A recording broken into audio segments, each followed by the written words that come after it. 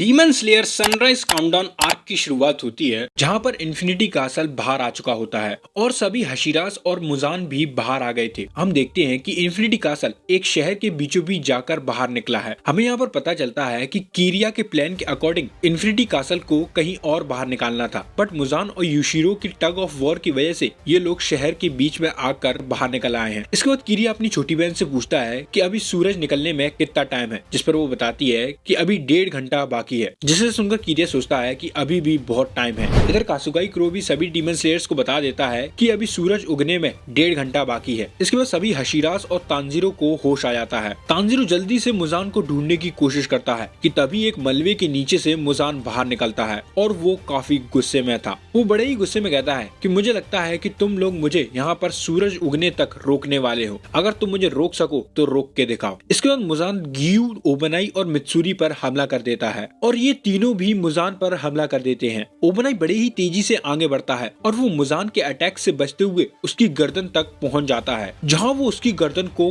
काट देता है। बट वो ये देखकर काफी शॉक हो जाता है कि मुजान की रीजनरेशन पावर इतनी ज्यादा है कि वो जैसे ही उसकी गर्दन को काटता जाता है वो हील होती जाती है, जिसे देखकर ये तीनों काफी शॉक हो जाते हैं। अब ये तीनों मुजान के काफी करीब थे, जिसकी वजह से मुजान इन तीनों पर हमला कर देता है। बट यहाँ पर इन तीनों को बाकी के डीमन स्लेयर्स आकर बचा लेते हैं। वो खुद की जान को कुर्बान करके इन तीनों को बचा लेते हैं। और फिर यहाँ पर और भी डीमन स्लेयर्स आ जाते हैं जो इन तीनों के आसपास वॉल बना देते हैं, जिसकी वजह से इन तीनों को थोड़ा और टाइम मिल सके। बट इसका कोई फायदा नहीं होता क्योंकि मुजान इन सभी डीमन स्लेयर्स को कुछ ही सेकंड में मार देता है। इधर तांजीरो जैसे ही मुजान की तरफ बढ़ता है उसे खून की उल्टियां होने लगती हैं। इसके बाद मुजान कहता है कि जो लोग जल्दी मर जाते हैं वो काफी लक्की होते हैं। और फिर मुजान तांजीरो की तरफ देखता है, जिससे गियू, ओबनाई और मित्सुरी का ध्यान भी तांजीरो की तरफ जाता है और हम देखते हैं कि तांजीरो की हालत बहुत खराब हो गई है। इसके बाद मुजान कहता है कि मैं अपने अटैक्स में खुद के ब्लड को मिक्स कर देता हूँ और ये ब्लड इंसान को डीमन बनाने के लिए नहीं है, बल्कि ये ब्लड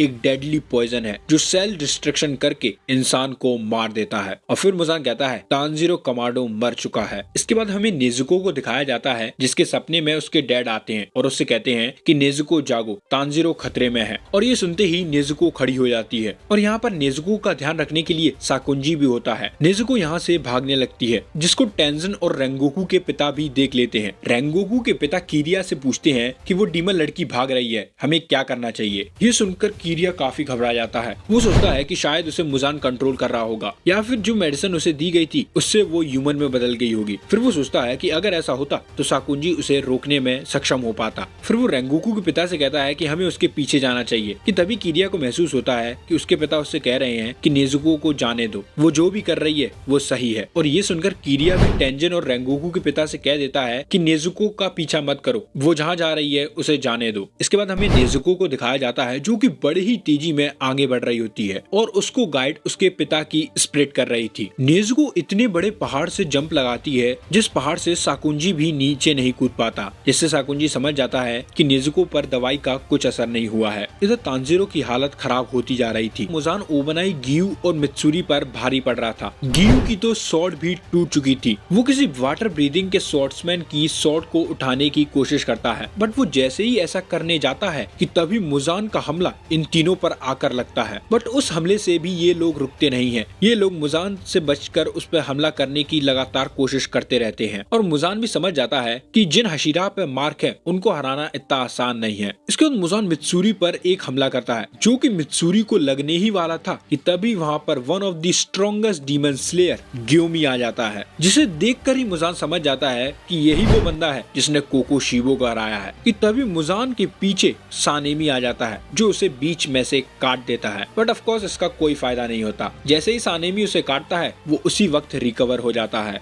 बट यहाँ पर सानेमी मुजान में आग भी लगा देता है, जिसकी वजह से मुजान को और गुस्सा आने लगता है। इसके बाद मुराता को दिखाया जाता है जो कि अभी अभी मलबे के नीचे से बाहर निकला था। वो जैसे ही मुजान को देखता है वो कहता है कि यही वो इंसान है जिसने मेरी फैमिली को मारा था, मुझे इसे मारना ही होगा। कि तभी गियू मुराता को आवाज लगाता है और उससे कहता है कि तांजीरो घायल हो चुका है, उसे कहीं सेफ जगह पर ले जाकर उसका इलाज करो। इसके बाद मुराता तांजीरो के पास जाता है और उसे उठाकर कहीं सेफ जगह पर ले जाने लगता है। मुराता ये सोचकर रोने लगता है कि गियू को उसका नाम अभी भी याद है। और फिर हमें यहाँ पर पता चलता है कि मुराता और गियू ने फाइनल सिलेक्शन एक साथ दिया था, but of course Giyu hard training कर देखकर एक हशीरा बन गया और मुराता उससे पीछे रह गया कि तभी तांजीरो एक अलग ही जगह पर आ जाता है। वो अपने आसपास देखता है तो उसके सामने एक घर होता है जो कि उसके घर की तरह ही लग रहा था, बट थोड़ा सा अलग होता है। और फिर वो जब देखता है कि उसके हाथ में एक लकड़ी है तो वो सोचता है कि मैं यहाँ पर लकड़ियाँ क्यों काट रहा हूँ, कि तभी उसके पास एक छोटी सी बच्ची आती है जो उसे पापा बुलाती है और एक डायरेक्शन में फिंगर पॉइंट करती है जहाँ पर योरिची खड़ा था। और योरिची को देखते ही तांजीरो समझ जाता है कि यही फर्स्ट ब्रीथिंग यूज करने वाला इंसान है। इसके बाद सीन फिर से बैटलफील्ड पर जाता है जहाँ पर मुराता तांजीरो को ठीक करने की कोशिश कर रहा था, बट ऑफ कोर्स तांजीरो सही नहीं हो पा रहा था कि तभी मुराता के पास एक और डीमन स्लेयर आता है। वो डीमन स्लेयर आकर मुराता से मदद मांगता है और कहता है कि वहाँ पर यूशिरो मलबे के नीचे दबा हुआ है, उसको बाहर निकालने में तुम मेरी मदद करो। जिस पर मुराता कहता है कि मैं ऐसा नहीं कर सकता, तांजीरो की हालत बहुत खराब है। जिस पर वो डीमन स्लेयर कहता है कि अगर हम यूशिरो को बचा लेंगे तो यूशिरो तांजीरो को सही कर सकता है क्योंकि उसके पास अनबिलीवेबल पावर है। इसके बाद फिर से सीन योरिची और तांजीरो पर चला जाता है। अब मैं तुमको बता दूं, ये तांजीरो नहीं बल्कि ये उसके एंसेस्टर हैं और ये उसकी इनहर्टेड मेमोरी है जिसके बारे में हमें सीजन 3 में भी बताया गया था। योरिची यहाँ पर तांजीरो के एंसेस्टर से बात करने आया था क्योंकि वो काफी दुखी था। तांजीरो सोचता है कि मुझे शायद योरिची से 13th फॉर्म के बारे में पूछना चाहिए कि तभी तांजीरो कुछ और ही बोलने लगता है जिससे वो समझ जाता है कि ये इनहर्टेड मेमोरी है उसके एंसेस्टर की और उसका इस पर कोई भी कंट्रोल नहीं है। योरिची तांजीरो से कहता है कि जब भी मैं किसी को खुश देखता हूँ तो मुझे भी काफी खुशी होती है कि ये दुनिया बहुत खूबसूरत है और यहाँ पर जन्म लेना ही जन्नत के समान है। सो योरिची बताता है कि उसकी माँ काफी धार्मिक किस्म की इंसान थी। वो हमेशा पूजा करती थी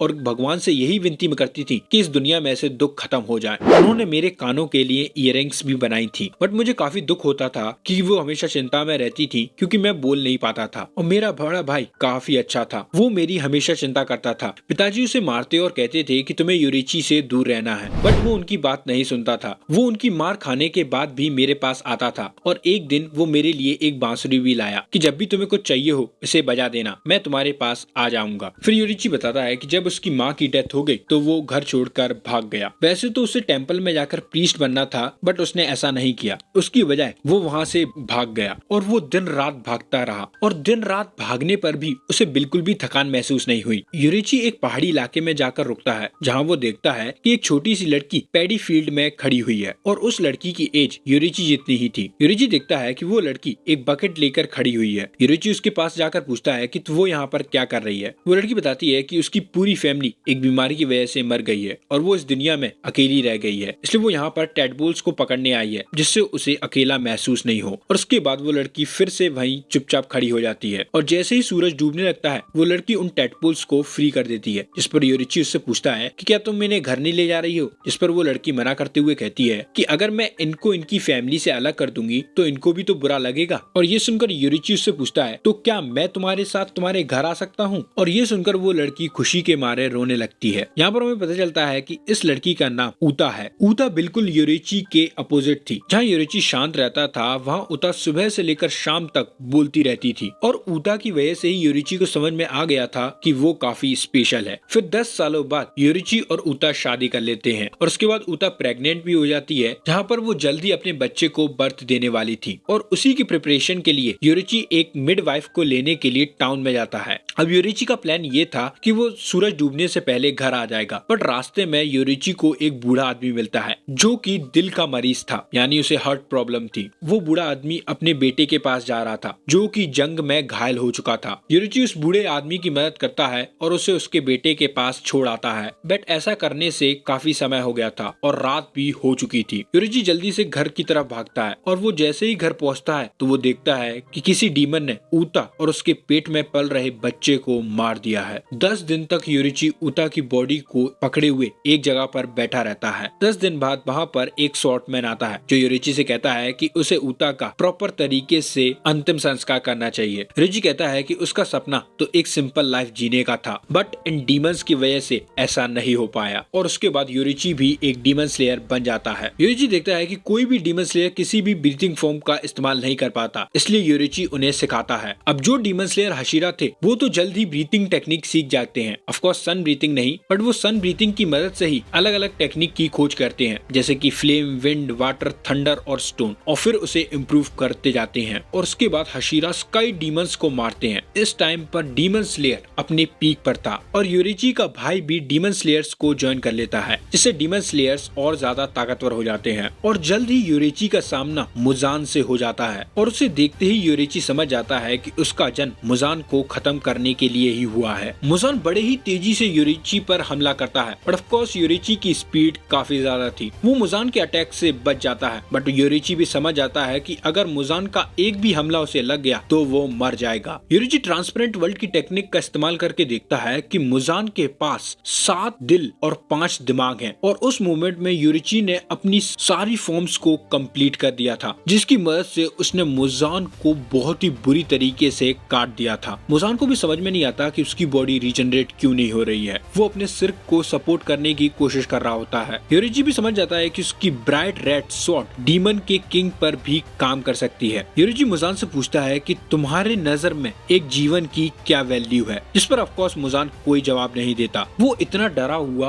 और गुस्से में था कि वो कुछ बोल ही नहीं पाता है। फिर योरिची वहाँ पर खड़ी हुई एक और डीमन की तरफ देखता है, जो कि मुजान की मदद करने की बिल्कुल भी कोशिश नहीं कर रही थी, और वो तो मुजान की तरफ ऐसे देख रही थी कि उसे एक होप लग रही हो कि आज ये मरने वाला है। और फिर योरिची डिसाइड करता है कि उसे मुजान को मार देना चाहिए, और वो जैसे ही अपना एक कदम आगे बढ़ाता है, मुजान खुद की बॉडी को 1800 पीसेस में स्प्लिट कर देता है। योरिची अपनी पूरी कोशिश करके 1500 पीसेस को तो काट देता है, 300 पीसेस बच जाते हैं, जिसकी वजह से मुजान वहाँ से बचकर भाग जाता है। और जैसे ही ये होता है, वो डीमन लड़की रोने लगती है। वो कहती है कि तुमने उसे मार ही दिया था, काश वो मुजान की बुत्सुजी आज मर जाता। योरिची उस लड़की को शांत करता है, और फिर वो लड़की मुजान के बारे में सब कुछ योरिची को बता देती है। वो योरिची को ये भी बताती है कि अब वो शायद तुम्हारे सामने कभी भी नहीं आएगा, और वो जब तक बाहर नहीं निकलेगा जब तक तुम मर नहीं जाते। और हमें यहाँ पर पता चलता है कि ये लड़की और कोई नहीं बल्कि तमायो है, और योरिची तमायो को यहाँ से जाने देता है। इसके बाद योरिची को उसके साथियों से पता चलता है कि उसका भाई भी एक डीमन बन गया है। अब ऑफ कोर्स योरिची से काफी गलतियां हो गई थी। पहली गलती, वो मुजान को नहीं हरा पाया। दूसरी, वो उसने तमायो को जाने दिया, और तीसरी, उसका भाई एक डीमन बन गया है। सब लोग उसे डीमन स्लेयर से बाहर निकालने के लिए कहते हैं। कुछ लोग तो ये भी कहते हैं कि उसे मर जाना चाहिए, पर डीमन स्लेयर का लीडर इसके लिए मना कर देता है। तांजीरो का एंसेस्टर योरिची से कहता है कि इसमें तुम्हारी कोई गलती नहीं है, जिस पर योरिची कहता है कि मैं स्पेशल स्ट्रेंथ के साथ पैदा हुआ था और मेरा पर्पस ही मुजान को हराना था, बट मैं ये नहीं कर पाया, मैं इसमें फेल हो गया, जिसकी वजह से पता नहीं कितने लोग और मारे जाएंगे, और यही बात मुझे दुखी कर देती है। और ये सब सुनकर तांजीरो को काफी दुख होता है। तभी तांजीरो के एंसेस्टर की बेटी योरिची के पास आकर उसे खींचने लगती है, जिस पर तांजीरो का एंसेस्टर कहता है कि क्या तुम इसे गोद में लेकर ऊपर उठा सकते हो, क्योंकि तुम्हारी हाइट मुझसे ज्यादा है तो तुम इसे हवा में ज्यादा ऊंचा उठा सकते हो, और इससे हवा में काफी अच्छा लगता है। योरिची ऐसा ही करता है, और वो जैसे ही उस बच्ची को ऊपर उठाता है, वो हंसने लगती है, जिससे देखकर योरिची के आंखों में आंसू आने लगते हैं। वो उस बच्ची को पकड़ कर रोने लगता है, और थोड़ी ही देर बाद यहाँ पर सोमियोशी की पत्नी आ जाती है, जो आकर योरिची को चेयर अप करती है। तांजीरो सोचता है कि मैं जानता हूँ कि मैं लड़ाई के बीच में हूँ, और योरिची हजारों सालों पहले मर चुका है, और मैं योरिची की कोई भी मदद नहीं कर सकता, बट मैं चाहता हूँ कि योरिची के दिल को थोड़ी सी शांति मिले। इधर मुजान धड़ाधड़ हमले करते जा रहा था, जिसकी वजह से पांचों हशीरास को काफी स्ट्रगल करना पड़ रहा था, और सबसे ज्यादा स्ट्रगल मित्सुरी कर रही थी। वो मुजान के अटैक्स को डॉज करने के लिए सिर्फ तुक्का लगा रही थी, जिसकी वजह से मुजान का एक हमला उसे लग जाता है, और वो काफी बुरी तरीके से जख्मी हो जाती है। मुजान अपना जैसे ही दूसरा हमला उसकी तरफ करता है, ओबनाई उसे बचाने की कोशिश करता है, बट अब ओबनाई भी उसके अटैक की रेंज में आने वाला था कि तभी वहाँ पर सानेमी, ग्योमी और गियू आ जाते हैं, जो मुजान के अटैक को रोक देते हैं, और ओबनाई सही सलामत मित्सुरी को लेकर वहाँ से चला जाता है। ओबनाई मित्सुरी को एक डीमन स्लेयर के पास छोड़ जाता है, और उसे कहता है कि जल्दी से जाकर आलमंड शेप्ड आई वाले बंदे को ढूंढो। यहाँ पर ये यूशिरो की बात कर रहा था, और मित्सुरी का इलाज करो। अब ऑफ कोर्स मित्सुरी भी कहाँ रुकने वाली थी। वो कहती है कि मैं अभी भी लड़ सकती हूँ, मैं नहीं रुकूंगी। इस पर ओबनाई कहता है कि नहीं, तुम बहुत लड़ चुकी हो, और फिर वो उस डीमन स्लेयर से कहता है कि मैं इसकी जिम्मेदारी तुम पे छोड़ रहा हूँ। फिर ओबनाई यहाँ से चला जाता है। ओबनाई यहाँ से जाते हुए सोचता है कि अगर इस वर्ल्ड में डीमंस एग्जिस्ट नहीं करते तो मैं और मित्सुरी काफी पीसफुल जी रहे होते। फिर वो सोचता है कि नहीं, ये इम्पॉसिबल है। जब तक मैं मर नहीं जाता और किसी और बॉडी में नहीं आ जाता, मैं तब तक मित्सुरी के साथ नहीं रहता। मेरे अंदर जो खून है वो करप्ट है। ओबनाई कहता है मित्सुरी, मैं एक करप्ट ब्लड लाइन से बिलोंग करता हूँ। फिर हमें यहाँ पर ओबनाई ओबनाई के पास्ट के बारे में बताया जाता है कि ओबनाई एक ऐसी फैमिली से बिलोंग करता है जो कि दूसरों के पैसों पर जीते थे और इस फैमिली के अंदर सबसे ज्यादा लड़कियां थी। 370 साल में पहली बार किसी लड़के का जन्म हुआ था जो कि ओबनाई था। ओबनाई को बचपन से ही एक कॉन्क्रीटेड सेल में बंद कर दिया गया था। उसकी मदर, सिस्टर और आंटी उसके साथ बड़े ही डिस्गस्टिंग तरीके से व्यवहार करती थी। भले ही उसे कॉन्क्रीट सेल में रखा जाता बट उसको सब सुविधाएं दी जाती थी। उसके लिए अच्छा खाना लाया जाता था, अच्छे कपड़े और बहुत कुछ। बट ओबनाई को हमेशा डर लगा रहता था क्योंकि रात में उसके सेल के ऊपर उसे किसी क्रीपी से क्रिएचर की आवाज सुनाई देती थी और ओबनाई तब तक नहीं सो पाता था जब तक ऊपर से आवाज आना बंद नहीं हो जाती थी। फिर जब ओबनाई 12 साल का होता है तो उसे सेल के अंदर से बाहर निकाला जाता है और उसे एक लग्जरियस रूम में ले जाया जाता है जहाँ पर एक फीमेल स्नेक डीमन बैठी हुई थी। ओबनाई समझ जाता है कि यही वो क्रिएचर है जो रात में उसे देखने आया करता था। वो फीमेल डीमन कहती है कि ये अभी काफी छोटा है, इसे और बड़ा हो जाने दो। फिर हमें यहाँ पर पता चलता है कि ओबनाई की फैमिली जिन लग्जरियस अपार्टमेंट, ज्वेलरी का फायदा उठा रही है, उनकी फैमिली को ये फीमेल डीमन मार दिया करती थी, जिसके बदले में ओबनाई की फैमिली अपने बच्चों को इसे खिला दिया करते थे। अब ओबनाई जब जन्मा था तो उसकी आंखें काफी रेयर थी, जिसकी वजह से इस फीमेल डीमन ने इसको बचपन में नहीं खाया और उसके बड़े होने का इंतजार किया। अब ये फीमेल डीमन चाहती है कि ओबनाई थोड़ा और बड़ा हो और फिर वो इसे खाएगी, बट उससे पहले वो ओबनाई के ब्लड का थोड़ा टेस्ट लेना चाहती है। इसलिए उसकी आंटी वगैरह ओबनाई के मुंह को काट देती हैं और उसके ब्लड को कलेक्ट करके उस फीमेल डीमन को खिला देती हैं। अब तुम लोगों को समझ में आ गया होगा कि ओबनाई हमेशा अपने मुंह पर पट्टी क्यों बांधा रहता है। इसके बाद ओबनाई को फिर से उसी सेल में डाल दिया जाता है। अब ओबनाई भी काफी चालाक था। उसने एक हार्पिन को चुरा लिया था जिसकी मदद से वो उस लैक्टिक की सेल को तोड़ने लगता है। अब ऑफ कोर्स एक हेयर पिन से इतनी मोटी सेल को तोड़ना आसान काम नहीं था और उसे ये भी डर था कि कहीं अगर वो पकड़ा गया तो उसका क्या होगा। उस सेल के अंदर सिर्फ एक ही उसका साथी था जो था उसका स्नेक, जिसका नाम काबूरामारू था। और कुछ ही दिनों बाद ओबनाई उस सेल में छेद करके भाग जाता है बट उसे वो फीमेल डीमन आकर पकड़ लेती है और वो जैसे ही ओबनाई को मारने वाली थी वहाँ पर फ्लेम हशीरा आ जाता है जो उस फीमेल डीमन को मारकर ओबनाई को बचा लेता है। फ्लेम हशीरा ओबनाई को उसकी कजन के पास वापस ले आता है। उसकी कजन उसे बताती है कि उस फीमेल डीमन ने पूरी फैमिली को मार दिया है। वो ओबनाई को इसका जिम्मेदार समझती है। वो कहती है कि अगर तुम वहाँ से नहीं भागते तो सभी लोग जिंदा होते, तुम्हारी वजह से पूरी फैमिली मारी गई है। फ्लेम हशीरा उस लड़की को शांत करता है और ओबनाई को अपने साथ ले जाता है। उस दिन ओबनाई सोचता है कि मेरी फैमिली करप्ट थी और मेरे अंदर जो खून है वो भी करप्ट है, मैं एक सिंपल लाइफ नहीं जी सकता। फिर ओबनाई अपना सारा गुस्सा डीमंस पे उतारने लगा और लोगों की मदद करने लगा। ओबनाई लोगों की मदद करके अपने पापों को कम करना चाहता था बट ओबनाई को हमेशा ये बात सताती रहती थी कि उसकी वजह से उसकी पूरी फैमिली मारी गई। ओबनाई प्रेजेंट टाइम में कहता है कि मैं मुजान को हराते समय मरना चाहता हूँ जिसकी मदद से मेरे अंदर जो खून है वो प्योर हो सके और फिर मैं दोबारा एक पीसफुल वर्ल्ड में रीबॉर्न होके जिसमें डीमंस नहीं होंगे तुम्हारे साथ खुशी से रहना चाहता हूँ मित्सुरी। इधर काकुशी वगैरह लोगों को बैटलफील्ड से दूर रखने की कोशिश कर रहे होती हैं। एक काकुशी को योरिची की कैट दिखाई देती है। वो उसे मलबे के नीचे से बाहर निकालता है और वो उसे जैसे ही बाहर निकालता है वो बिल्ली सीधा बैटलफील्ड की ओर जाने लगती है जहाँ पर मुजान और हशीरा लड़ रहे होते हैं। इधर ओबनाई अपनी पूरी ताकत से लड़ रहा होता है और वो मुजान को काफी अच्छी टक्कर देने लगता है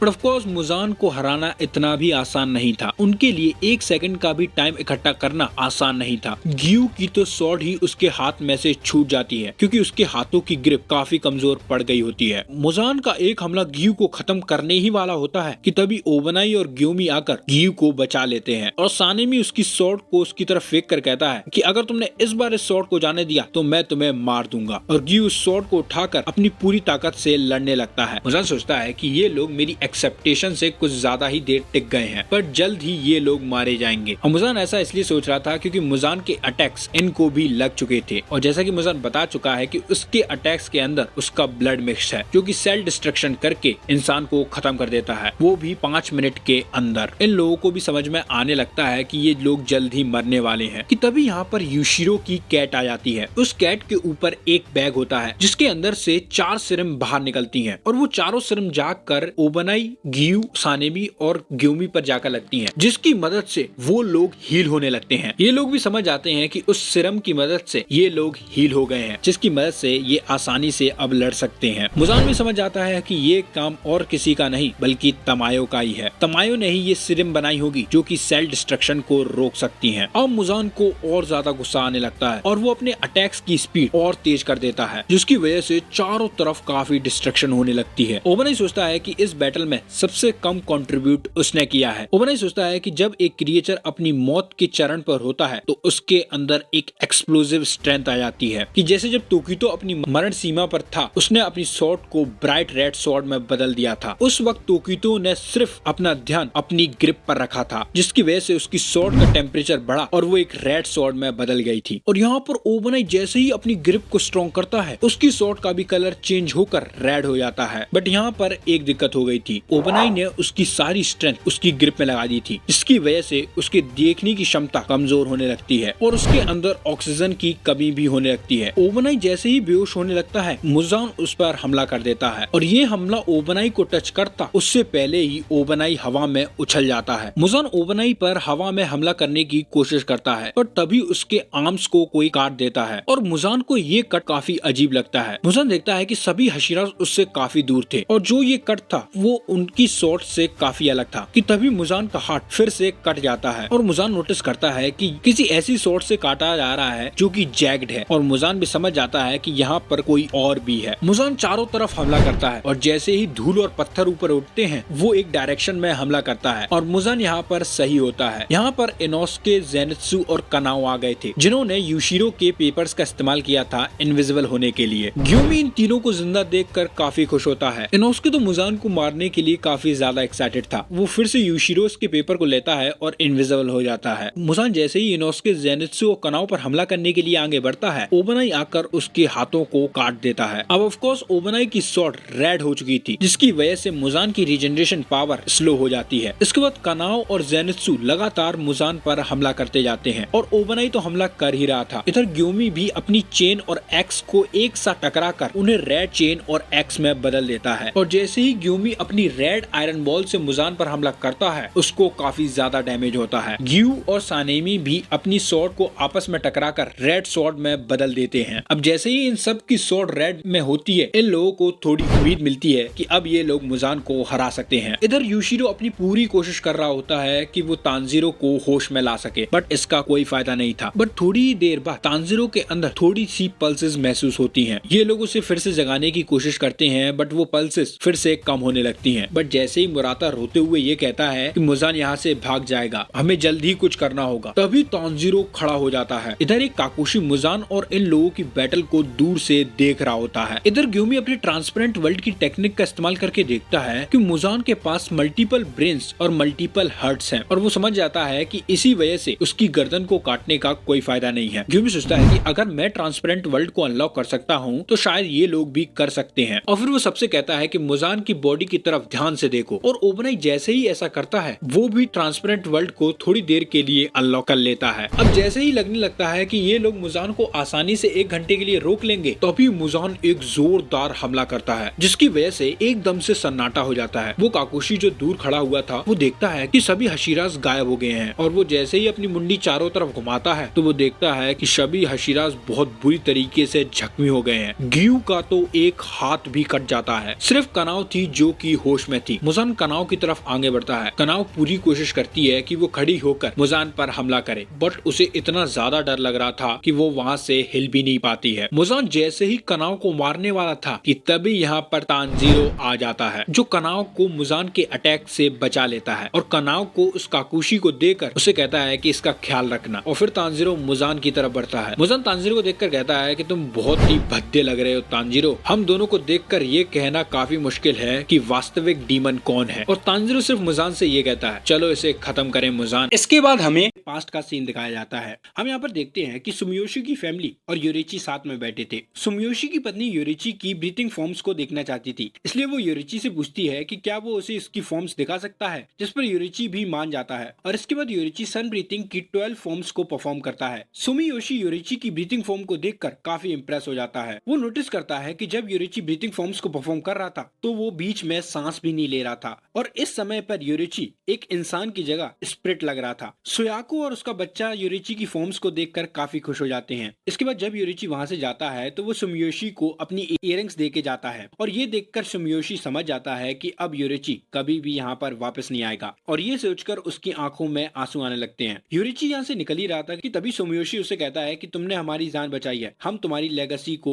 आगे भी कंटिन्यू करते रहेंगे। तुम्हारी जिंदगी बिना वैल्यू के नहीं है। तुम कभी भी ये मत सोचना कि तुमने कभी भी कुछ अकम्प्लिश नहीं किया। मैं तुम्हारी इयरिंग्स और सन ब्रीथिंग को आगे भी बढ़ाता रहूंगा। जिस पर योरिची थैंक यू कहकर वहां से चला जाता है। इधर प्रेजेंट में तांजीरो योरिची को थैंक यू कहता है उसके एंसेस्टर्स को बचाने के लिए, क्योंकि अगर योरिची उन्हें नहीं बचाता तो शायद आज तांजीरो जिंदा भी नहीं होता। तांजीरो योरिची को इस बात के लिए भी थैंक यू कहता है कि उसने तमायो को उस वक्त जिंदा जाने दिया था, क्योंकि इस समय तमायो ने उनकी बहुत मदद की है। तांजीरो कहता है कि मैं सन ब्रीथिंग की मदद से मुजान से लड़ सकता हूँ, और इस समय पर तांजीरो सन ब्रीथिंग की 13th फॉर्म के बारे में भी समझ गया था। तांजीरो को समझ में आता है कि सन ब्रीथिंग की 13th फॉर्म और कुछ नहीं बल्कि जब वो 12th फॉर्म को लगातार करता है तो उसी से 13th फॉर्म की उपलब्धि होती है। तांजीरो सोचता है कि मैं मुजान पर सन ब्रीथिंग की 12 फॉर्म से लगातार हमला करता रहूंगा जब तक सूरज उग नहीं जाता। अब तांजीरो जानता था कि ये करना आसान नहीं होगा, क्योंकि उसकी हालत भी खराब थी और मुजान भी बहुत ताकतवर था। तांजीरो सोचता है कि मैं योरिची जैसा नहीं हूँ, ना मेरे अंदर मेरे पिता जैसी स्किल है, और मुझे ये भी नहीं पता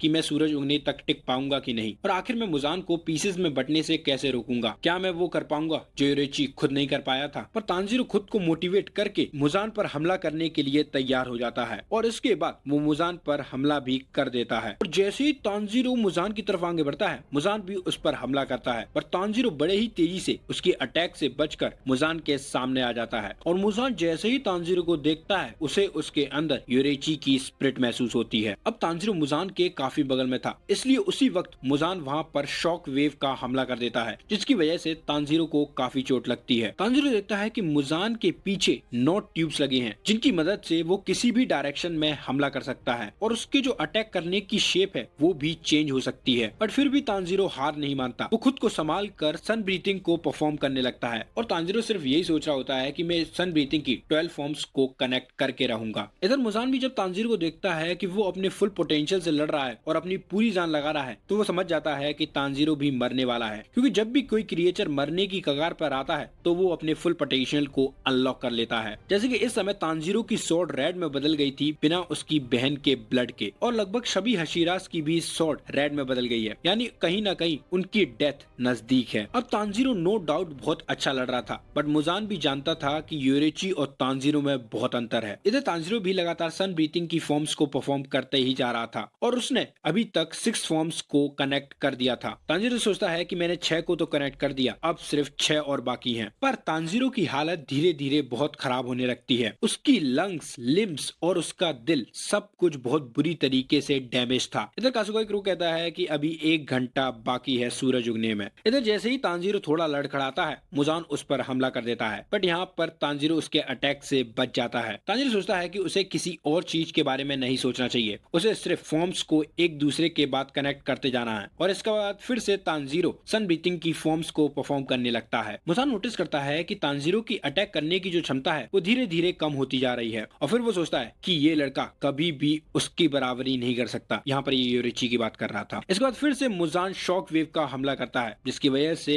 तांजीरो को काफी चोट लगती है, और फिर मुजान उस पर अपने हाथों से हमला कर देता है, और ये अटैक तांजीरो को लगने ही वाला था कि तभी तांजीरो वहाँ से बड़े ही तेजी से हट जाता है। मुजान ये देखकर काफी शॉक हो जाता है, क्योंकि उसे तो लग रहा था कि तांजीरो की स्पीड धीरे हो गई है, और फिर वो सोचता है कि आखिर ये कैसे पॉसिबल है। उसकी स्पीड भी धीरे हो गई है और वो काफी थका हुआ है, फिर भी वो उसे क्यों नहीं हरा पा रहा है। और तभी मुजान को समझ में आ जाता है कि वो भी स्लो हो गया है। मुजान सोचता है कि 1-on-1 फाइट कभी भी इतनी लंबी नहीं चल सकती उसके खिलाफ, और खासकर एक ऐसे इंसान के खिलाफ जो कि बहुत जख्मी है। मुजान समझ जाता है कि तमायो ने ही कुछ किया होगा, इसलिए मुजान अपनी बॉडी में से तमायो के जो सेल्स बचे हुए थे उन्हें कनेक्ट करके तमायो से पूछने लगता है कि तुमने आखिर उस मेडिसिन में क्या मिलाया था, क्या वो डीमन को इंसान बनाने की नहीं थी। बट तमायो उसको नहीं बताती कि उसने उस ड्रग में क्या मिलाया था।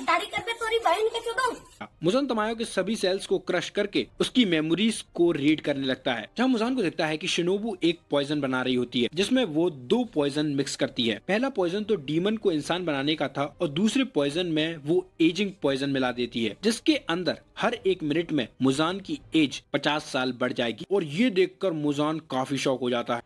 सिस्टम पार देंगे। है और वो सोचता है कि इसीलिए वो हशीराज और इस बच्चे को हरा नहीं पा रहा है। और फिर मुजान कैलकुलेशन लगाने लगता है कि आखिर तमायो ने उसे ये ड्रग कब दिया था और उसे समझ में आता है कि लगभग 4 या 5 घंटे पहले उसके अंदर वो ड्रग गया था। और फिर वो अंदाजा लगाता है कि आखिर वो कितने साल का है और जहाँ पर उसे समझ में आता है कि वो इस समय पर 9000 साल का हो चुका है कि तभी काजुगाई कुरो कहता है कि 59 मिनट्स बचे हुए हैं सूरज उगने में। इधर तांजीरो अपनी सन ब्रीथिंग को परफॉर्म करने में लगा रहता है और एक के बाद एक फॉर्म्स को जोड़ता जाता है। अब ऑफ कोर्स मुजान को घबराहट होने लगती है क्योंकि उसकी बॉडी बूढ़ी हो रही थी, इसलिए वो गुस्से में तांजीरो पर हमला करने लगता है। पर तांजीरो फोकस के साथ सन ब्रीथिंग की 12 फॉर्म्स को कनेक्ट कर देता है और फिर तांजीरो सोचता है कि उसे इस साइकिल को रिपीट करते रहना होगा जब तक सूरज उग नहीं जाता। इधर यूशिरो को उसकी बिल्ली मिल जाती है जो कि मुजान ने काट दी थी, बट ऑफ कोर्स वो एक डीमन है तो उसे कुछ नहीं होता। यूशिरो आकर उसे सही कर देता है। इसके बाद यूशिरो और वो डीमन स्लेयर जाकर सभी हशीरास को सही करने लगते हैं। यूशिरो देखता है कि ग्योमी की हालत बहुत खराब हो गई है, उसका एक पैर कट चुका है। यूशिरो सोचता है कि अगर तांजीरो वहाँ पर अकेला लड़ता रहा तो वो जल्द ही मर जाएगा और फिर वो तमायो से कहता है कि तांजीरो को प्लीज प्रोटेक्ट करना तमायो, मैं तुमसे भीख मांग रहा हूँ। इधर मुजान और तांजीरो बड़े ही तगड़े तरीके से लड़ रहे होते हैं। तांजीरो को समझ में आता है कि 12 फॉर्म्स को कनेक्ट करना इनफ नहीं है, उसे 12 फॉर्म्स को कनेक्ट करते हुए मुजान के उन पार्ट्स पर हमला करना होगा जो कि उसके कमजोर पॉइंट है, यानी उसके ब्रेन और हार्ट। इसलिए तांजीरो ट्रांसपेरेंट वर्ल्ड की टेक्निक को अनलॉक करने की कोशिश करता है ताकि वो उसके अंदर उसके ब्रेन्स और हार्ट को देख सके। बट तांजीरो की हालत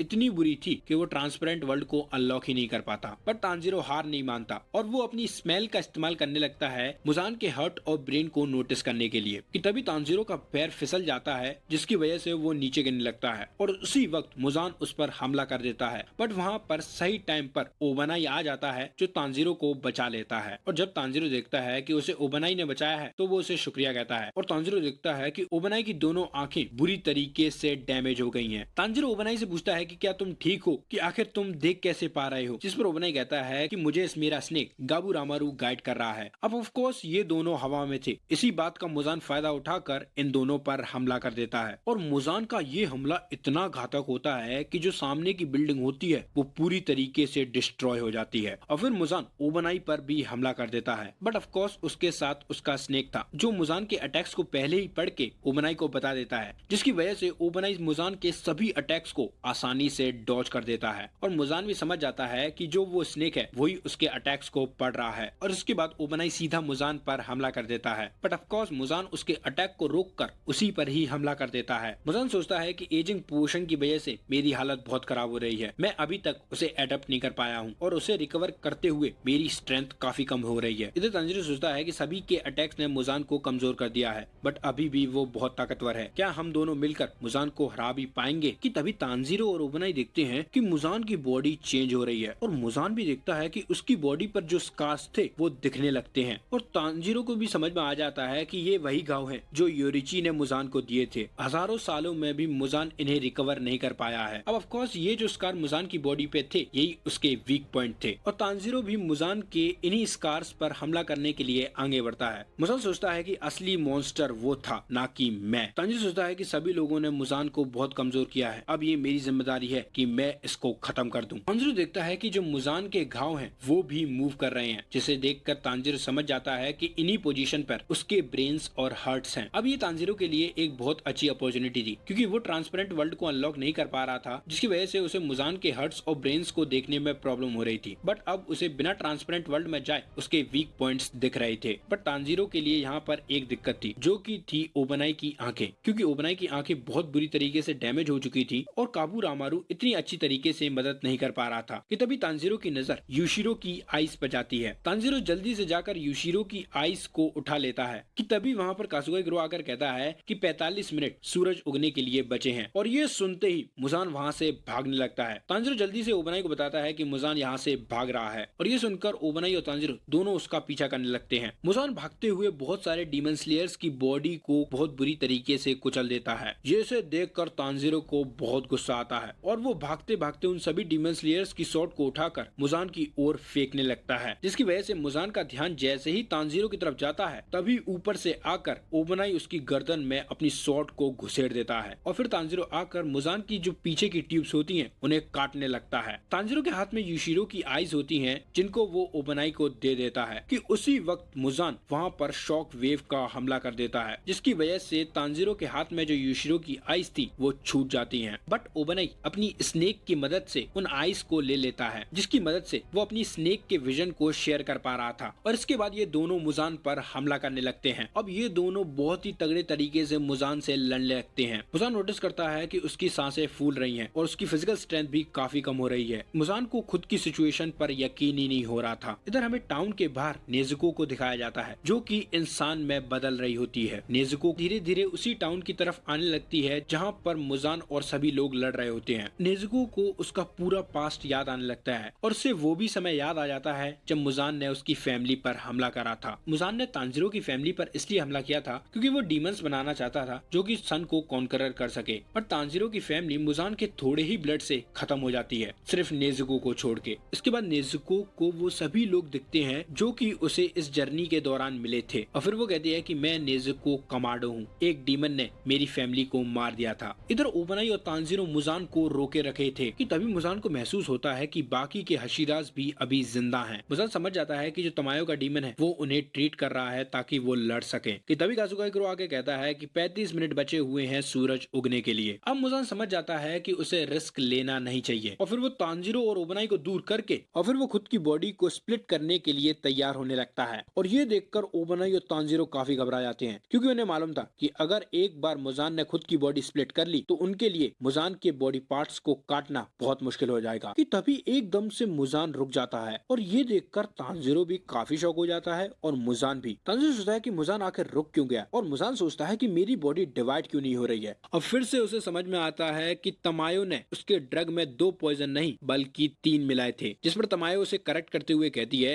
कि 3 नहीं बल्कि 4। और तभी मुजान के मुंह में से खून निकलने लगता है। तमायो कहती है कि मैंने उस ड्रग में चौथा पॉइजन सेल डिस्ट्रक्शन का मिलाया था। मुजान सोचता है कि इस दुनिया में कोई भी चीज नहीं थी जो मुझे डैमेज कर सके। रेड सॉर्ट से भी जो हमला होता था मैं उसे जल्दी रीजनरेट कर लेता था, बट इन 4 ड्रग्स ने मुझे पूरी तरीके से झंझोल के रख दिया है। अब इन ड्रग्स को एनालाइज करके काउंटर करने में बहुत टाइम लगने वाला था। अब तांजीरो जैसे ही देखता है कि मुजान के मुंह में से खून निकल रहा है तो वो जल्दी से जाकर मुजान पर हमला करने की कोशिश करता है। कि तभी मुजान एक बहुत बड़ी शॉक वेव खुद के अंदर से निकालता है, जिसकी वजह से वहाँ पर बहुत बुरी तरीके से तबाही मच जाती है। और इस शॉक वेव का हमला आइस की वजह से किरिया के यहाँ भी पहुँच जाता है। अब ऑफ कोर्स तांजीरो की हालत तो मरने जितनी हो चुकी थी, उसे सांस लेने में भी दिक्कत हो रही थी और ओबनाई भी बहुत बुरी तरीके से जख्मी हो गया था। मुजान यहाँ से जा ही रहा होता है कि तभी यहाँ पर इनोस्के आ जाता है, जो कि बीस्ट ब्रीथिंग की 4th Fang slash and dice का हमला करता है मुजान पर। बट ऑफ कोर्स मुजान को इससे ज्यादा असर नहीं होता। अब मुजान भी काफी कमजोर हो गया था। इनोस्के यहाँ पर बहुत गुस्से में होता है क्योंकि मुजान की वजह से उसके काफी साथियों की डेथ हो गई थी, जिनके साथ उसने साथ में बैठ के खाना खाया था। इनोस्के कहता है कि तुमने मेरे जितने भी साथियों को मारा था उन्हें वापस दे दो, और अगर नहीं दे सकते तो उनका भुगतान तुम अपनी जिंदगी से दोगे। और उसके बाद इनोस्के मुजान पर हमला कर देता है और मुजान भी इनोस्के पर हमला कर देता है। और ऑफ कोर्स इनोस्के में इतनी ताकत नहीं थी कि वो मुजान का सामना कर सके। मुजान जल्दी इनोस्के को अपने आर्म्स की मदद से पकड़ लेता है। तांजीरो बहुत कोशिश करता है कि वो खड़ा होकर इनोस्के की मदद कर सके, बट ऑफ कोर्स उसके अंदर इतनी ताकत नहीं थी। कि तभी वहाँ पर ज़ेनित्सु आ जाता है जो इनोस्के को मुजान के अटैक से छुड़ा लेता है। ज़ेनित्सु को तांजीरो की हार्ट बीट अभी भी सुनाई दे रही थी। वो तांजीरो को हौसला रखने के लिए कहता है। ज़ेनित्सु कहता है कि तांजीरो जिंदा रहने पर फोकस करो, क्या तुम मुझे सुन सकते हो? तुम यहाँ पर नहीं मर सकते। नेज़ुको द्वारा इंसान बनेगी और हम सब अपने घर जाएंगे। कि तभी मुजान ज़ेनित्सु पर हमला करके उसे दूर फेंक देता है और वो एक और हमला जैसे ही ज़ेनित्सु पर करता है कि तभी वहाँ पर इनोस्के आकर ज़ेनित्सु को बचा लेता है। बट ऑफ कोर्स इन दोनों में इतनी ताकत कहाँ है कि ये मुजान का सामना कर सके। मुजान इन दोनों को अपने अटैक से बहुत दूर फेंक देता है। तांजीरो सोचता है कि अगर कोई ब्लड डीमन आर्ट उसके नर्वस सिस्टम को अटैक कर रहा है तो निचिरन सॉर्ड उस पर काम करनी चाहिए। इसके बाद तांजीरो निचिरन सॉर्ड से खुद पर हमला करता है। वो इस चीज का ध्यान रखता है कि कहीं उसके वाइटल पॉइंट्स पर ना लग जाए और वो जैसे ही खुद पर हमला करता है वो थोड़ा थोड़ा सही होने लगता है। इधर मुजान भी बहुत बुरी तरीके से थक चुका होता है और वो सोचता है कि जो इनोस्के और ज़ेनित्सु हैं वो मर गए होंगे।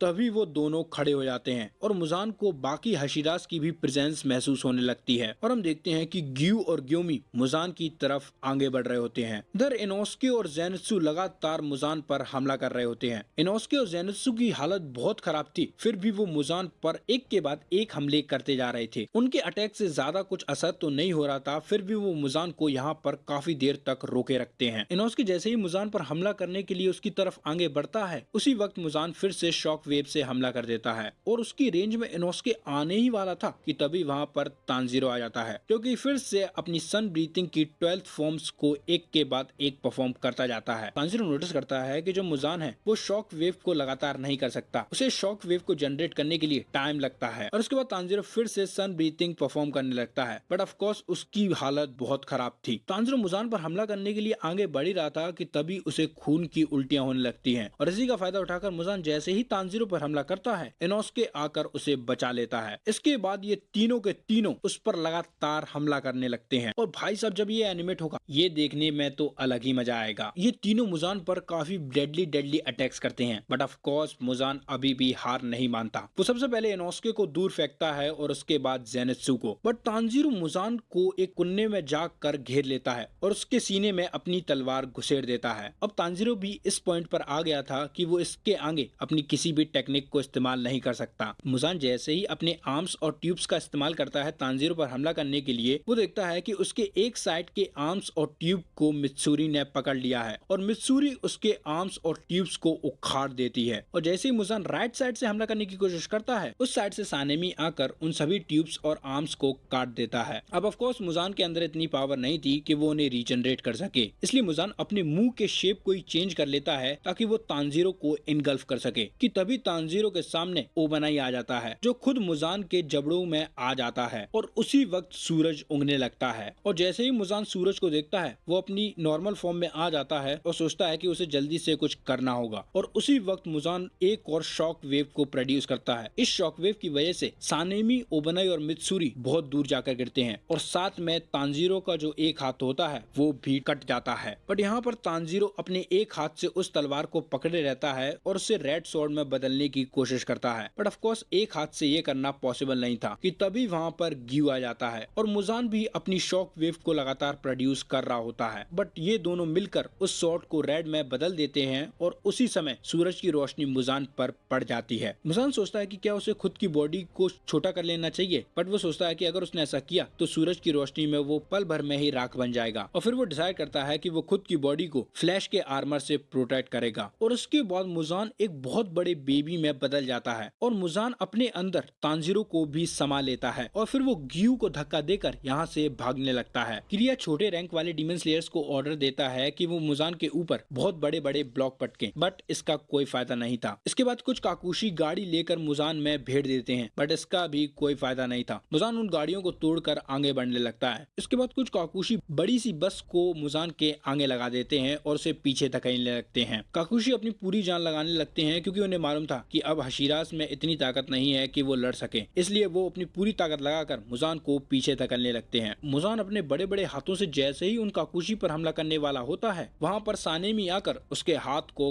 काट देता है, बट ऑफ कोर्स सानेमी में इतनी ताकत नहीं थी कि वो मुजान को पूरी तरीके से काट सके और मुजान की जो ये फ्लैश था वो भी काफी हार्ड था और उसी वक्त पीछे से ग्योमी आ जाता है जो चेन की मदद से मुजान के सिर को पकड़कर पीछे खींचने लगता है और वो उसे नीचे पटकने में सक्षम हो जाते हैं, बट मुजान भी रुकता नहीं है। वो नीचे गड्ढा खोदने लगता है ताकि वो जमीन के नीचे जाकर छुप सके। ग्योमी बहुत कोशिश करता है कि वो चेन्स की मदद से उसे ऊपर खींच सके और सानेमी, ग्यू और ओबनाई तीनों जाकर उस पर हमला करते हैं, बट ऑफ कोर्स मुजान का ये जो फ्लैश आर्मर था वो काफी सख्त था। मुजान धीरे धीरे जमीन के अंदर जाने लगता है और ग्योमी की जो चेन होती है वो भी टूट जाती है, बट यहाँ पर सही टाइम पर जमीन के अंदर जाने लगता है और ग्योमी की जो चेन होती है वो भी टूट जाती है, बट यहाँ पर सही टाइम पर तानजीरो जो कि मुजान की बॉडी के अंदर ही था वो मुजान के सिर में मुक्का देके मारता है, जिसकी वजह से मुजान ऊपर उठ जाता है और वो सूरज की रोशनी में आ जाता है और उसके बाद मुजान धीरे धीरे पूरी तरीके से जल कर राख हो जाता है और जैसे ही सब लोग देखते हैं कि मुजान राख बन गया है, उनकी खुशी का ठिकाना नहीं होता, बट वो जल्दी इस खुशी को मना के सभी लोगों को ठीक करने में लग जाते हैं क्योंकि ऑफ कोर्स हशीरास की हालत काफी खराब थी। ग्योमी को जो डीमन स्लेयर्स ठीक करने आए थे, ग्योमी उनसे कहता है कि मेडिसिन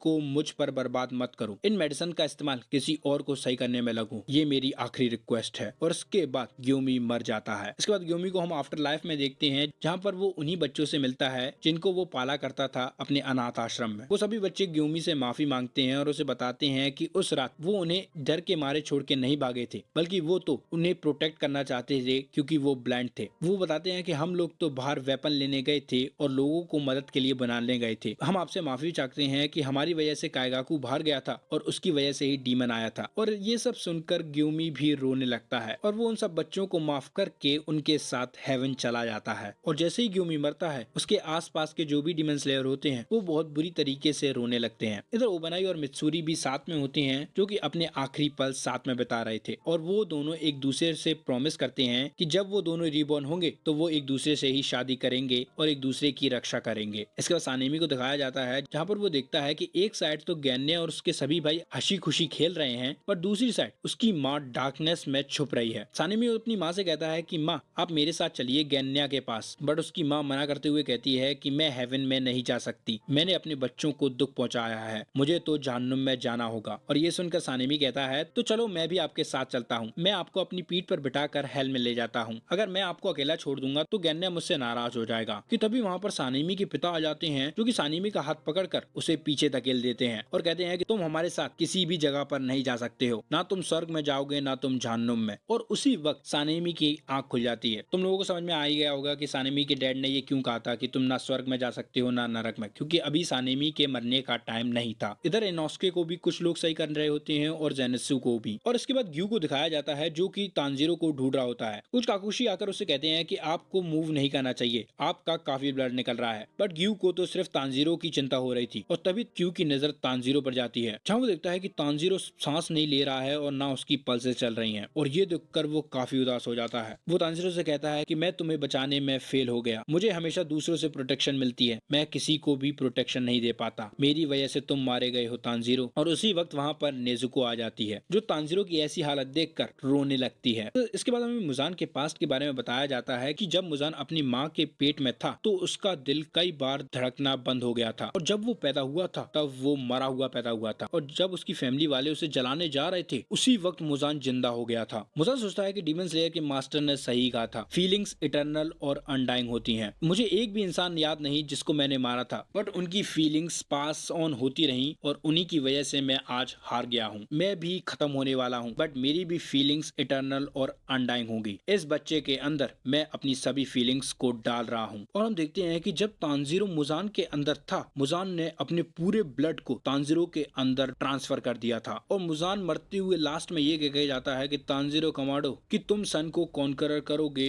और इस दुनिया के सबसे स्ट्रॉन्गेस्ट डीमन बनोगे, यानी किंग्स ऑफ डीमन। तुम मरोगे नहीं, मुझे पूरा विश्वास है। और तांजीरो तुम मेरे ड्रीम को पूरा करना। इसके बाद सीन प्रेजेंट में आता है जहाँ पर तांजीरो की आंख एकदम खुल जाती है और उसकी आंख बिल्कुल डीमन जैसी हो चुकी थी और उसी सेकंड तांजीरो का जो हाथ कट चुका था वो रीजनरेट हो जाता है और वो उस हाथ से एक काकुशी पर भी हमला कर देता है। वो तो सही टाइम पर ग्यू आकर उसे बचा लेता है। तांजीरो के बगल में जो काकुशी खड़े थे उन्हें समझ में ही नहीं आता कि ये क्या हो रहा है कि तभी ये काकुशी की नजर तांजीरो पे जाती है जहाँ वो देखती है कि तांजीरो पूरी तरीके से डीमन में बदल गया है। उस काकुशी को यकीन ही नहीं हो रहा था कि तांजीरो डीमन बन चुका है। तांजीरो जैसे ही उस काकुशी पर हमला करने जाता है उस पर सूरज की रोशनी पड़ने लगती है जिसकी वजह से वो जलने लगता है। ग्यू चिल्लाकर कहता है कि जो लड़ सकता है वो जल्दी से हथियारों को उठा ले और यहाँ पर आ जाए। अब ऑफ कोर्स इस टाइम पर सिर्फ यूशिरो, जेनित्सु, इनोस्के और सानेमी बचे थे, जिसमें से यूशिरो तो सनलाइट में बाहर नहीं आ सकता था और सानेमी बेहोश चला था। यानी अब सिर्फ इनोस्के, जेनित्सु और ग्यू ही थे जिनको अब तांजीरो से लड़ना था। तांजीरो की बॉडी भी सनलाइट में जलने लगती है इसलिए वो जल्दी से छुपने की कोशिश करता है बट ग्यू जाकर उसे पकड़ लेता है और उसे सूरज की रोशनी में ले आता है। ग्यू को तांजीरो को मारने में बहुत दुख हो रहा था कि तभी ग्यू नोटिस करता है कि तांजीरो जलना बंद हो चुका है, यानी उसे सूरज की रोशनी से भी कुछ नहीं हो रहा। और इसके बाद तांजीरो ग्यू पर हमला कर देता है और वो जैसे ही ग्यू को खत्म करने वाला होता है इनोस्के आकर तांजीरो पर हमला कर देता है और ग्यू को बचा लेता है। इनोस्के तांजीरो को समझाने लगता है कि ये हमारा साथी है, तुम ये क्या कर रहे हो। और तभी इनोस्के भी देखता है कि तांजीरो डीमन बदल चुका है। जेनित्सु जानता था कि यहाँ पर किसी के अंदर इतनी ताकत नहीं बची है कि वो अब तांजीरो से लड़ सके, बट इनोस्के तांजीरो का सामना करने की कोशिश करता है। इनोस्के सोचता है चाहे कुछ भी हो जाए मुझे तांजीरो को रोकना ही होगा, भले ही ये मेरा दोस्त है बट अब ये एक डीमन बन चुका है, मुझे इसे खत्म करना ही होगा। और यहाँ पर फर्स्ट टाइम इनोस्के तांजीरो का सही नाम लेता है। बट ऑफ कोर्स इनोस्के भले ही बाहर से कितना भी खुद को स्ट्रॉन्ग दिखाते, अंदर से वो बहुत मुलायम है। इनोस्के तांजीरो पर हमला नहीं कर पाता और खुद की शॉट्स को नीचे करने लगता है बट तांजीरो नहीं लगता, वो इनोस्के पर झपट पड़ता है है, बट वहाँ पर सही टाइम पर नेजुको आ जाती है जो खुद को तांजीरो से बाइट करवा लेती है, बट वो इनोस्के और ग्यू को बचा लेती है। नेजुको आकर तांजीरो को समझाने लगती है कि तुम ये क्या कर रहे हो, मैं तुम्हारी छोटी बहन हूँ। और फिर वो तांजीरो से माफी मांगने लगती है कि मेरी वजह से तुम्हें इतनी प्रॉब्लमों का सामना करना पड़ा। और वो तांजीरो से कहती है ये खत्म हो चुका है, तुम डीमन में मत बदलो, चलो हम अपने घर वापस चलते हैं। बट तांजीरो नहीं रुकता और वो नेजुको को खरोंचने लगता है कि तभी ज़ेनात्सु भी तांजीरो से आकर चिपक जाता है और वो भी तांजीरो को समझाने लगता है कि ये तुम्हारी बहन नेजुको है, वो वापस इंसान बच चुकी है, तुम ये क्या कर रहे हो। बट तांजीरो अभी भी होश में नहीं आया था। तांजीरो जैसे ही गुर्राता है उसी वक्त इनोस्के आकर उसके सिर पर चांटा दे के मारता है और कहता है कि बार बार चिल्लाना बंद करो और नेजुको को नुकसान मत पहुंचाओ, वो तुम्हारी बहन है। और इसके बाद इनोस्के एक के बाद एक मुक्का तांजीरो में देते जाता है कि तभी तांजीरो गुस्से में वही शॉकवेव जनरेट करता है जो मुजान जनरेट करता था, जिसकी वजह से ज़ेनात्सु, इनोस्के और ग्यू बहुत दूर जाकर गिरते हैं। और इसके बाद तांजीरो के पीछे से भी बहुत सारे स्केलेटन टाइप्स ट्यूब निकल आते हैं। बट यहाँ पर नेजुको थी जो कि अभी भी तांजीरो से चिपकी होती है और उसे समझा रही होती है कि तुम ये सब क्या कर रहे हो बड़े भाई। ये तो तांजीरो ज़ेनात्सु पर अपने ट्यूब से हमला करने लगता है, बट सही टाइम पर ग्यू आकर उसे बचा लेता है। ग्यू सोचता है कि उसने नेजुको को काट लिया है और उसे ब्लड का टेस्ट भी अब मिल चुका है, अब पीछे जाने का कोई फायदा नहीं, मुझे तांजीरो को मारना ही होगा, इससे पहले वो किसी और को मारे। बट ग्यू सोचता है कि वो तांजीरो को आखिर हराएगा कैसे, क्योंकि तांजीरो पर ना तो सनलाइट का कुछ असर हो रहा था, ना ब्राइट रेड शॉट का। उसे मारने का कोई भी उपाय ग्यू को नहीं सूझ रहा था कि उसी वक्त तांजीरो अपने मुंह से एक बीम को जनरेट करने लगता है कि उसी वक्त नेजुको चिल्लाकर कहती है कि किसी को मत मारो प्लीज ब्रदर। पर तांजीरो नहीं रुकता और अपनी बीम को जनरेट करता रहता है और उस बीम को डाइवर्ट करने के लिए नेजुको अपना हाथ आगे कर देती है, जिसकी वजह से वो बीम ग्यू में जाकर नहीं लगती। बट उस अटैक को डाइवर्ट करने की वजह से नेजुको का जो हाथ होता है वो बहुत बुरी तरीके से डैमेज हो जाता है। ग्यू जैसे ही तांजीरो पर हमला करने के लिए आगे बढ़ता है, ग्यू नोटिस करता है कि तांजीरो नेजुको पर हमला नहीं कर रहा है, जबकि जो नेजुको है वो उसके सामने ही ब्लीड कर रही है। मतलब अगर तांजीरो पूरी तरीके से डीमन बदल चुका होता तो वो सबसे पहले नेजुको को खा जाता, जिसे ग्यू समझ जाता है कि तांजीरो अभी भी लड़ने की कोशिश कर रहा है। इधर यूशिरो ये सब दूर से देख रहा होता है और वो सोचता है कि ये क्या हो रहा है, मुजान ने मरते हुए भी एक और मुसीबत खड़ी कर दी। कि तभी यूशिरो की नजर कनाओ पर जाती है जो कि लंगड़ाते हुए आगे बढ़ रही थी। कनाओ अपने पास से एक सिरम निकालती है जो उसे शिनोबू ने दी थी नेजुको के लिए, क्योंकि शिनोबू को डर था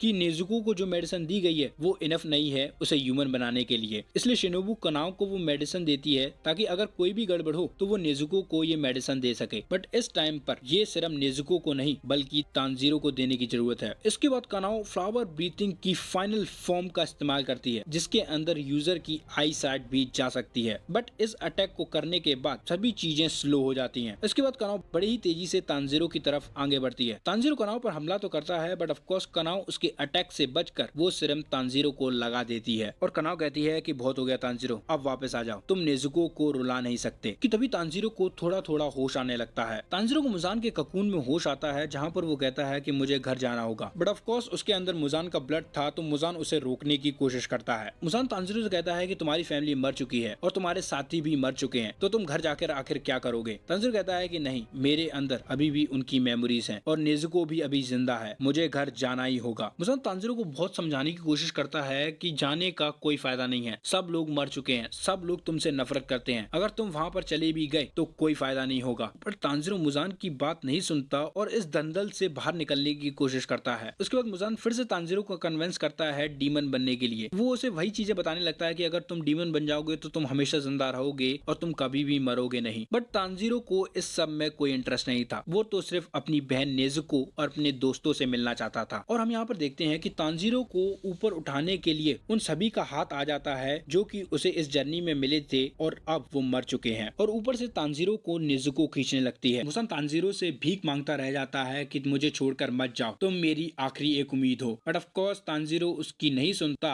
और होश में आ जाता है। होश में आकर वो सबसे माफी मांगता है, इसकी वजह से वो सब लोग इंजर्ड हो गए। तांजीरो को वापस आकर देखकर सभी लोग खुश हो जाते हैं। इनोस्के को तो कहता है कि तुम में इतनी दम कहाँ है कि तुम मुझे इंजर्ड कर सको, और ज़ेनात्सु कहता है कि मैं तुम्हें छोड़ूंगा नहीं, तुमने मुझे और मेरी बीवी को नुकसान पहुंचाया है। और इसके बाद ये सभी लोग खुश होने लगते हैं। तांजीरो की नजर कनाओ पर जाती है जो कि अभी जिंदा थी। इधर यूशिरो भी काफी खुश हो जाता है कि फाइनली ये सब खत्म हो गया और सभी लोग खुश हैं। इसके बाद हमें 3 महीने का सीन दिखाया जाता है बटरफ्लाई मैंशन का। यहाँ पर तांजीरो, नेजुको, इनोस्के और ज़ेनात्सु आराम कर रहे होते हैं। ज़ेनात्सु और इनोस्के तो घोड़े बेचकर सो रहे होते हैं और तांजीरो और नेजुको जग रहे होते हैं। इधर हम हम देखते हैं कि तांजीरो का जो लेफ्ट हैंड था जो कि कट चुका था, वो तांजीरो ने रीजनरेट तो कर लिया था डीमन बनने के बाद, बट जैसे ही वो नॉर्मल हुआ वो हाथ बिल्कुल बूढ़ों की तरह हो गया है और जो उसकी एक आंख थी जिसको कि मुजान ने डैमेज कर दिया था उससे वो अब देख नहीं पाता है। इसके बाद तांजीरो नेजुको से पूछता है कि क्या तुम ठीक हो, जिस पर नेजुको बोलती है कि हाँ मैं बिल्कुल ठीक हूँ। इसके बाद तांजीरो नेजुको से माफी मांगता है कि उसकी वजह से उसके ऊपर घाव आ गए थे, जिस पर नेजुको कहती है कि तुम्हें माफी मांगने की कोई जरूरत नहीं है, बट अगर तुमने अगली बार ऐसा किया तो मैं तुम्हारे सिर को फोड़ दूंगी। तांजीरो नेजुको को बताता है कि यूशिरो उससे मिलने आया था, जहाँ यूशिरो ने उसे बताया था कि हम काफी लकी थे कि हमारे पास शिनोबु की मेडिसिन थी। यूशिरो ने तांजीरो को बताया था कि डीमन बनने के बाद उसने सबसे पहले नेजुको को काटा था, अगर कोई और इंसान होता तो वो भी डीमन में बदल जाता, बट ऑफ कोर्स वो नेजुको थी जिसके अंदर शिनोबु ने पहले ही मेडिसिन डाल दी थी जो कि डीमंस को इंसान में बदल देती है, जिसकी वजह से वो डीमन नहीं बदली थी। यानी उसके अंदर जो मेडिसिन डाली गई थी उसने एंटीबॉडीज की तरह काम किया था। उसने कहा था कि हम शिनोबु के ड्रग के बिना नेजुको को कभी भी इंसान नहीं बना पाते, तुम काफी लकी हो। इसके बाद वो तांजीरो की भी तारीफ करता है कि तुम्हारे पास बहुत तगड़ी पोटेंशियल है एज अ डीमन, तुमने सन को भी कॉन्कर कर लिया था और तुम मुजान से भी ज्यादा ताकतवर थे, बट मुझे ये देखकर काफी खुशी हुई कि तुमने खुद पर कंट्रोल कर लिया था। अब जैसे ही तांजीरो खुद की तारीफ सुनता है तो वो कहता है कि मैंने कुछ नहीं किया, मुझे तो दूसरे लोगों से मदद मिली थी। क्यों उसी वक्त यूशिरो कह देता है कि मैं मजाक कर रहा था, जो भी मैंने कहा था उसे सीरियस मत लेना, तुम्हें देखते ही मुझे घिन छूटती है, मैं यहाँ से जा रहा हूँ। और इसके बाद यूशिरो यहाँ से जाने लगता है कि तभी तांजीरो उससे कहता है कि यूशिरो मरना मत, तुम ही अकेले हो जो तमायो की मेमोरीज को जिंदा रख सकते हो। और ये सुनकर ऑफ कोर्स यूशिरो काफी रोया होगा। जैसे तांजीरो नेजुको से कहता है कि मैं आशा करता हूँ कि वो सही होगा। उस दिन के बाद वो मुझसे मिलने अभी तक नहीं आया है। और फिर तांजीरो नेजुको से पूछता है कि आखिर ग्यू और बाकी लोग कहाँ हैं, जिसमें नेजुको से बताती है कि वो लोग सही हैं और वो लोग मास्टर से मिलने गए हैं। उसके बाद हमें किरिया और उसकी बहनें दिखाई जाती हैं जहाँ पर उनके सामने ग्यू और सानेमी बैठे थे। किरिया उनसे कहता है कि ये आखिरी हशीरा मीटिंग है, सानेमी और ग्यू, बाकी हशीरास में से सिर्फ तुम दोनों ही जिंदा रह गए हो। और उसके बाद किरिया कहता है कि आज डीमन स्लेयर कॉप बंद होती है। और ये सुनकर सानेमी और ग्यू कहते हैं कि ठीक है। किरिया और उसकी बहनें सानेमी और ग्यू का तहे दिल से शुक्रिया करते हैं और उनके सामने अपने सिर को झुका लेते हैं, जिसे देखकर ये दोनों ऑफकोर्स उनसे मना करते हैं कि आप हमारे सामने सिर को मत झुकाइए, आप लोगों की फैमिली की वजह से डीमन स्लेयर कॉप साथ में जुड़े रहे और आपकी मदद से ही हमने मुजान को हरा पाया है। ग्यू किरिया से कहता है तुमने अच्छा काम किया, तुम्हारे फादर और एंसेस्टर को तुम पर प्राउड होगा। और ये सुनकर किरिया भी रोने लगता है। इसके बाद सानेमी और ग्यू यहाँ से चले जाते हैं। इधर तांजीरो और नेजुको से मिलने टेंजन और उसकी तीनों बीवियां आती हैं। टेंजन तांजीरो को बिल्कुल सही देखकर काफी खुश होता है और टेंजन की जो बीवियां होती हैं वो भी नेजुको को सही देखकर काफी खुश थी। टेंजन तांजीरो को अपना एड्रेस देता है और कहता है कि कभी हमारे यहाँ पर भी जरूर आना। कि तभी वहाँ पर रेंगुकू के पिता और उसका छोटा भाई आता है। रेंगुकू के पिता शर्म के मारे तांजीरो के पास नहीं आ रहे थे कि तभी टेंजन उससे कहता है कि अरे इतना क्या शर्मा रहे हो, इधर आ जाओ। इसके बाद रेंगुकू के पिता भी वहाँ आ जाते हैं और वो कहते हैं कि मैंने सुना था कि तुमने मेरे बेटे का हैंड गार्ड इस्तेमाल किया था बैटलफील्ड में, उसके लिए तुम्हारा शुक्रिया। ये सुनकर तांजीरो कहता है कि अरे इसकी कोई दिक्कत नहीं है, रेंगुकू के वर्ड्स ही मुझे ताकत देते थे, मैं उसका शुक्रगुजार हूँ। अब इन लोगों की बातों की वजह से जेनित्सु की आंख खुल जाती है। वो कहता है कि यहाँ पर तो बहुत शोर हो रहा है। और इसके बाद वहाँ पर स्वॉर्डस्मिथ विलेज के लोग और सभी काकुशी आ जाते हैं तांजीरो को देखने के लिए। इनोस्के तो उन लोगों के बीच में से वहाँ से निकल जाता है खाना खाने के लिए, जहाँ पर वो किचन में जाकर खाना चुरा के खाने लगता है और ओई ये देखकर उस पर चिल्लाती है और कहती है कि तुम्हें खाने को चुराना नहीं चाहिए, जिसमें इनोस्के कहता है कि मैंने तो खाना चुराया ही नहीं है, जिस पर ओई कहती है कि तुम्हारे मुंह में मुझे दिख रहा है। और ये सुनकर इनोस्के कहता है कि उसने आखिर नोटिस कैसे कर लिया, क्या ये लड़की मुझसे ज्यादा ताकतवर है। इसके बाद ओई उसे एक प्लेट देती है और उसे कहती है कि ये है तुम्हारा खाना, इसे तुम आराम से खाओ, ये तुमसे कोई नहीं छुड़ाएगा। और इसके बाद इनोस्के उस खाने को प्यार से खाने लगता है। इधर तांजीरो जब बाहर जाता है तो उसे कनाव मिलती है जो कि एक पेड़ को देख रही होती है। तांजीरो कनाव के पास आता है जहाँ पर वो कहता है कि ये साकुरा ट्री काफी अच्छा लग रहा है। कनाव तांजीरो को बताती है कि इस पेड़ को पहली फ्लावर ब्रीथिंग यूज करने वाली हशीरा ने लगाया था जिसका नाम विक्ट्री था। कनाव कहती है कि मैं यहाँ पर उसे बताने आई हूँ कि हम लोग जीत चुके हैं। और उसके बाद ये दोनों एक दूसरे की खबर लेने लगते हैं कि वो दोनों कैसे हैं, जहाँ पर ये दोनों ही कहते हैं कि अब हम ठीक हैं। इसके बाद तांजीरो देखता है कि कनाव के पास ओबनाई का स्नेक होता है। कनाव बताती है कि उसको ये स्नेक सानेमी ने दिया है। इसके बाद हमें सानेमी दिखाया जाता है जिसको कि रास्ते में नेजुको मिलती है। नेजुको उससे पूछती है कि तुम्हारी इंजरीज कैसी है, जिस पर ऑफकोर्स सानेमी कुछ ज्यादा जवाब नहीं देता और कहता है कि फाइन। सानेमी नेजुको से माफी मांगता है और कहता है मुझे माफ कर देना, मैंने सुना मुजान को हराने के बाद भी कुछ दिक्कत हुई थी, मैं बेहोश था इसलिए मैं कुछ मदद नहीं कर पाया। जिस पर नेजुको कहती है अरे कोई बात नहीं, मैं भी 2 साल से सोई हुई थी, तुम जितना सोए थे वो तो मेरे मुकाबले में कुछ नहीं था और मेरा भाई भी 1 मंथ से कुआं में था। और फिर नेजुको कहती है कि मुझे सोना काफी पसंद है। और ये सुनते ही सानेमी को गेन्या की याद आने लगती है क्योंकि गेन्या को भी सोना काफी पसंद था और सानेमी को नेजुको के अंदर गेन्या की झलक दिखती है, इसलिए वो उसके सिर पर हाथ फेर के वहाँ से चला जाता है। और यहाँ पर पीछे जेनेत्सु भी होता है जो ये देखकर जल रहा होता है। इसके बाद तांजीरो और नेजुको को साकुंजी और ग्यू मिलते हैं जो इन दोनों को देखकर काफी खुश होते हैं। इसके बाद तांजीरो, नेजुको, जेनेत्सु और इनोस्के उन सभी डीमन स्लेयर्स की ग्रेव्स पर जाते हैं जिन लोगों ने इनकी मदद की थी लड़ाई में, ताकि ये लोग उनकी ग्रेव पर फूल रख के उन्हें शुक्रिया कर सकें। और यहाँ पर ऑफ कोर्स इनोस्के काफी नौटंकी दे रहा था। इसके बाद ये चारों नेजुको और तांजीरो के घर के लिए निकल जाते हैं। रास्ते में जेनेत्सु के पास एक डिब्बा होता है जिसे देखकर इनोस्के से पूछता है कि इसके अंदर क्या है, जिस पर जेनेत्सु कहता है कि इसके अंदर मेरे ग्रैंडफादर की रिमेन्स है, जिस पर इनोस्के कहता है रिमेन्स का मतलब खाना, और ये सुनकर जेनेत्सु को गुस्सा आने लगता है। इसके बाद ये लोग तांजीरो और नेजुको के घर के काफी पास पहुंच जाते हैं, जहाँ पर इन्हें रास्ते में वही बूढ़ा इंसान मिलता है जिसको कि तुमने एपिसोड 1 में देखा था, जिसने रास्ते में तांजीरो को रोका था क्योंकि रात हो गई थी और उसी रात मुजान ने इसकी फैमिली पर हमला करा था। टेक्निकली कहीं इस इंसान ने तांजीरो को बचाया था उस दिन, क्योंकि अगर तांजीरो टाइम से घर चला जाता तो शायद मुजान उस दिन तांजीरो को भी मार देता। तो हम टेक्निकली कह सकते हैं कि इस इंसान की वजह से ही हमें ये सीरीज पूरी देखने को मिली है। इसके बाद फाइनली ये लोग तांजीरो और नेजुको के घर पहुंच जाते हैं। यहाँ पर तांजीरो देखता है कि उसने अपनी फैमिली को जहाँ पर दफनाया था वहाँ पर बहुत सारे फूल उग गए हैं। ये चारों बैठकर तांजीरो और नेजुको की फैमिली के लिए प्रे करने लगते हैं कि तभी तांजीरो और नेजुको को महसूस होता है कि उसकी पूरी फैमिली उसके पीछे खड़ी है, और ये महसूस करके ये दोनों रोने लगते हैं। और इन दोनों को रोता हुआ देखकर जेनेत्सु और इनोस्के भी रोने लगते हैं। इसके बाद ये लोग घर में जाते हैं जहाँ पर इनका घर बिल्कुल साफ था, क्योंकि गाँव वालों ने इसे साफ कर दिया था इन लोगों की आने की खुशी में। इसके बाद ये लोग मौज मस्ती करते हुए खाना बनाते हैं। इधर किरिया और उसकी बहनों को दिखाया जाता है जो कि अब पीसफुली जिंदगी जी रहे होते हैं। ओई, कनाओ और वो तीनों छोटी लड़कियां भी साथ में काफी खुश थी। इधर टेंजन और उसकी सभी बीवियों को भी दिखाया जाता है जो कि एक मैदान में आराम से बैठे होते हैं। रेंगोकू के पिता और उसका छोटा भाई भी अपने घर की ओर निकल जाते हैं और सानेमी अपने टाउन में वापस आ जाता है। ग्यू भी अपने घर वापस लौट जाता है। और इसी के साथ ये डीमन स्लेयर सीरीज एंड होती है। कमेंट्स में बताना आपको ये सीरीज कैसे लगी। वीडियो अच्छी लगी हो तो लाइक करना मत भूलना और चैनल को सब्सक्राइब करना तो बिल्कुल मत भूलना। और इसी के साथ मैं मिलता हूँ आपसे नेक्स्ट एपिसोड में।